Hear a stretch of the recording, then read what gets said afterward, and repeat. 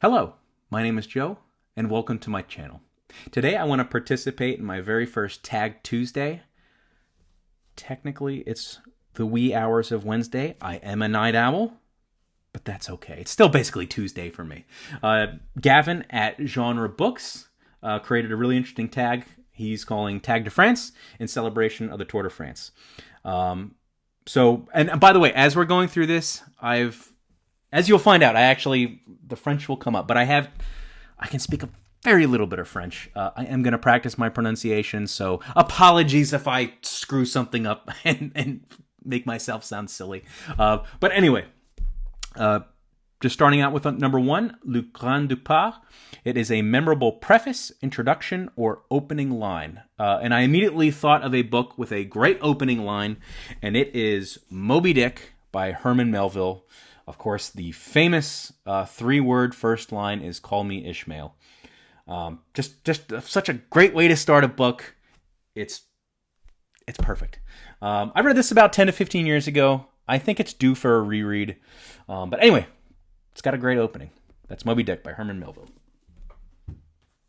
Next up, Maillot Vert, the green jersey, the sprinter's jersey. So it's a book under 150 pages. And sticking with the French theme, I picked a book that I did actually have to read for a French course. And it is Monsieur, Ibrahim et les Fleurs du Coran, Mr. Abraham and the Flowers of the Coran by Éric-Emmanuel Schmitt. If you're trying to learn French, this is a great book to read. It's about a young boy with a dad that's kind of a bum. I've been reading a lot of books recently about husbands and fathers that are total bums. This book's got one. And he befriends a convenience store clerk, and this convenience store owner kind of becomes his surrogate father. Very heartwarming story. It's about coming of age with a very young boy, and there's some adult things in this book, especially involving a child. But by the way, there's also a great movie starring Omar Sharif. I recommend the book. I recommend the movie. Both are very good. It's not going to take you any time to read. You can find an English translation online as well if you're not into learning French. But anyway, that's Mr. Ibrahim and the Flowers of the Coran. Next up is King of the Mountains, the polka dot jersey. It is a book that you persevered with and are glad that you did. I picked, for this King of the Mountains category, probably the longest novel that I've ever read, and it is War and Peace by Leo Tolstoy. The version that I read was translated by Constance Garnett. This is the Barnes & Noble edition. This is another one. At some point, I really want to reread this. I remember enjoying the process. I'm very glad I read it. There are certain scenes that stick out. But in this huge book, my copy is over 1,000 pages. I don't remember a lot about it. I remember very key scenes, but I need to read this again. And I think I'll pick another translator when I do finally reread it. I'm in no rush to reread it. But it was a mountain. I read this, like Moby Dick, probably about 10, 15 years ago. And I read it over the summer when I was working in a restaurant. It was a very memorable time in my life, and this book kind of stuck with me through that summer. But it took me the better part of the summer to get through it. I did not read quite as fast as I do now. And as I always mention, I'm still not a very fast reader. Back then, I was even slower. But anyway, that's War and Peace by Leo Tolstoy. And it is a mountain. As it thuds against the earth. The next category is number 4, the Maillot Jaune, the yellow jersey. It's a book where yellow is prominent. I could not really think of a book where either yellow was prominent, maybe in the title, or had somehow the color yellow was in the story. So I decided to pick a nonfiction book about the Tour de France, about the yellow jersey itself. So it is The Secret Race by Tyler Hamilton and Daniel Coyle? I'm bad with names, folks. I'm sorry. The Secret Race, Inside the Hidden World of the Tour de France, Doping, Cover-Ups, and winning at all costs. Tyler Hamilton was a professional cyclist. He rode on originally when Lance Armstrong was winning with his U.S. Postal team. Tyler Hamilton was his teammate. Later, Tyler Hamilton left the team to become his own kind of team captain at the Tour de France. And this is his book. So Tyler Hamilton was busted for taking performance-enhancing drugs. The drugs they were using, it's EPO, testosterone, blood doping, among other things. But he was basically banned for, I think, a couple of years, if I'm not mistaken, from cycling. He did return later. But when this book came out, Armstrong had retired, I think at this point, twice from cycling. And there was, I can't remember the name of the organization. It was maybe WAFTA, WAFTA, something like that, some acronym like that. And basically the whole world knew for sure after that, okay, Armstrong 100% was cheating. They're all cheating. The whole sport is rife with cheating. In fact, when that report came out, my dad sent it to me in an email, in the PDF attachment, and all he said in the email was just, pro cycling is a farce. And we were both fans of cycling, and to learn that, yes, Lance Armstrong, he was cheating, and he's also, not only is he cheating, he's kind of a jerk, as I read in this book. By the way, that report, it's fascinating. It read like a spy novel. And this book too. He goes into the almost espionage level of concealment that they had to do to hide their cheating. And the U.S. Postal team, I mean, they were good at it. But anyway, I had a lot of fun with this book. This is one of the only books that I've ever read in one sitting. And I wonder if it will hold up today. It reminds me maybe of, say, a political bestseller or a political book or a political autobiography that comes out. It hits the New York Times bestseller list. Everyone's talking about it. And then 10 years down the road, where is it? So I wonder if this book still holds people's interest who are interested in cycling. But I really liked it when I read it. Anyway, Secret Air Race by Tyler Hamilton. Next up is the Lanterne Rouge.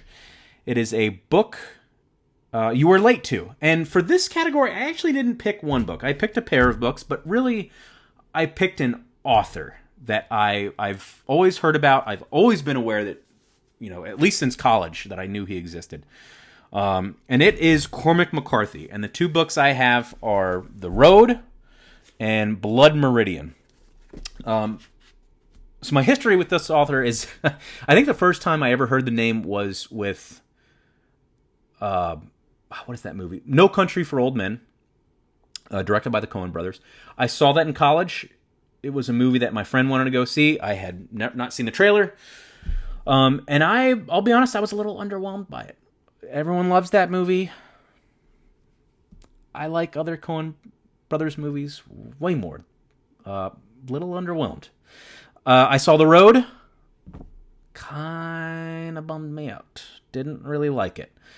I tried reading a few years ago Blood Meridian. I heard, man, it's a Western, but it's really violent. You couldn't even make it into a movie, and that piqued my interest. And I got about 20 pages into that before I realized I didn't know what the hell is going on in the story. His writing was totally baffling to me. And also, as far as this book goes, The Road, I have watched Steve Donahue's takedown. I think he's got like a 4-part just takedown of this book. He does not like this book. And that has just further solidified, I think, my bias against Cormac McCarthy. Also, I'm also a bit of a contrarian just naturally. So when I see Oprah's book club sticker on it, and I hear, oh, Cormac McCarthy is so good, I'm immediately like, is he really? I would like to read this, especially The Road. I would like to read this. I would like to find out for myself if it's, if it deserves the praise, if it's The Emperor Has No Clothes. I want to find out for myself. I'm going to try to approach it with an open mind.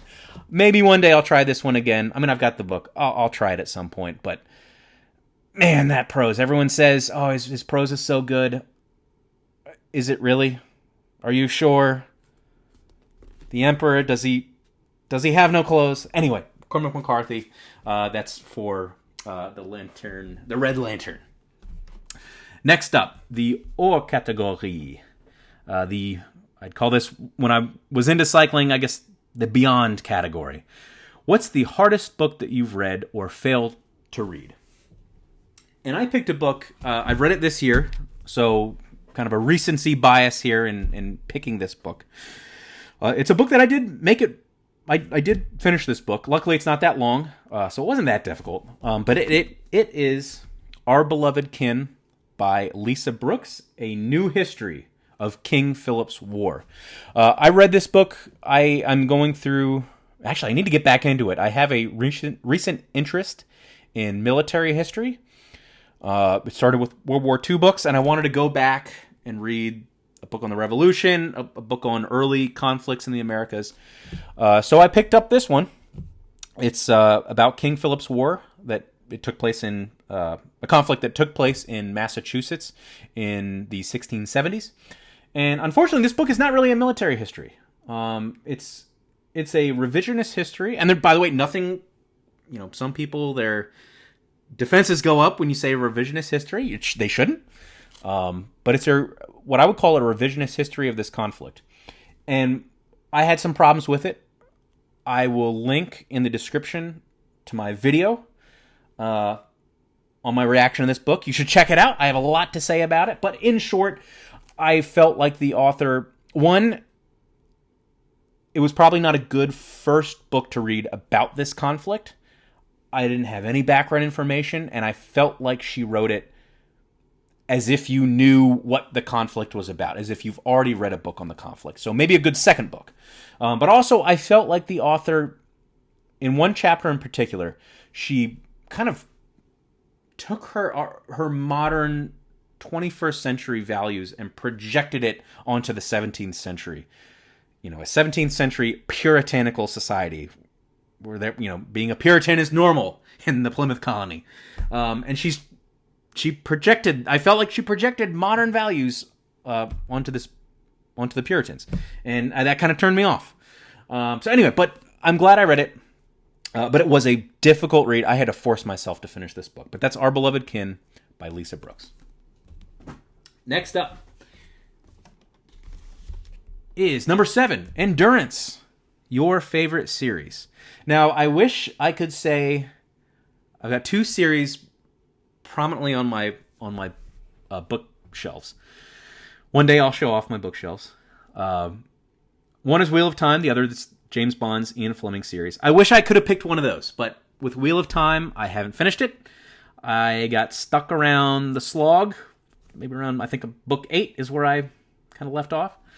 And for James Bond, kind of the same story. I've made my way halfway through the James Bond novels. They're easy to read, but I just got kind of bored with them when I was really into them. They both look great on my shelf, both those series.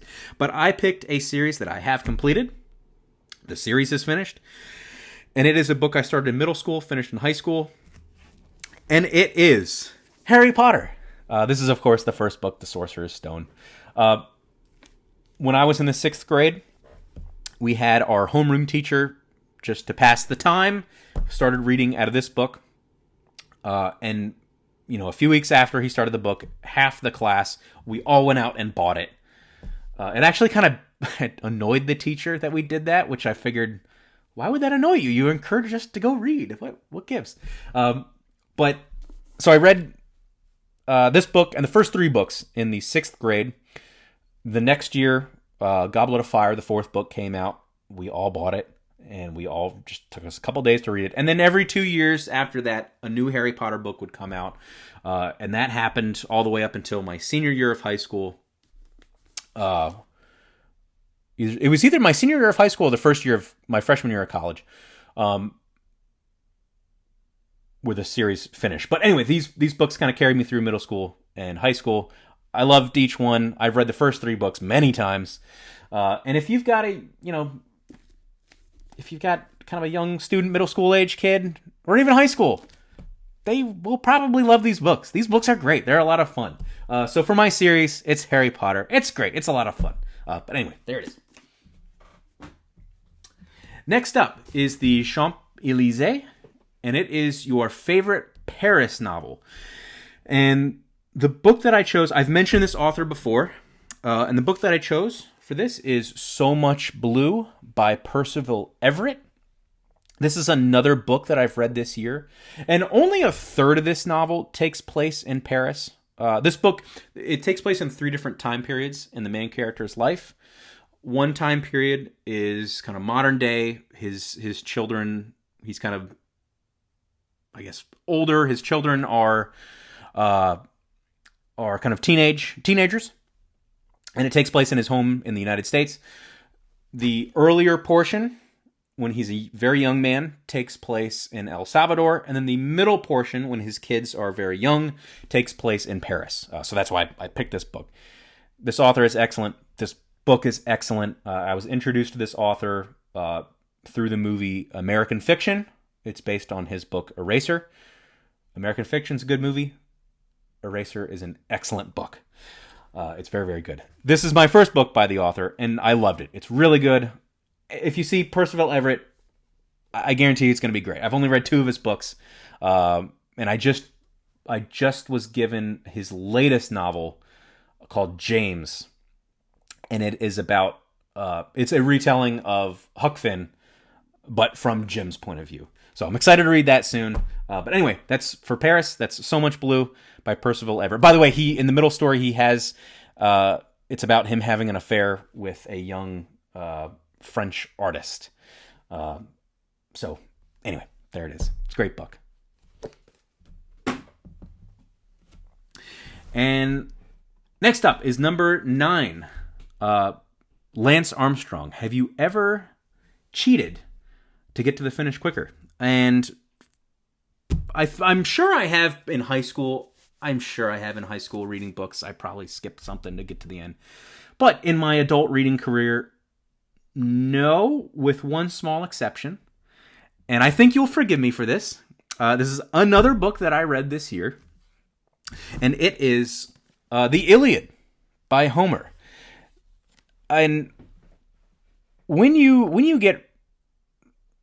If you've never read this book before, you will probably look online and you will probably come across a list of chapters. Well, in this they're called books. Of books that you should read out of the Iliad and books you should skip.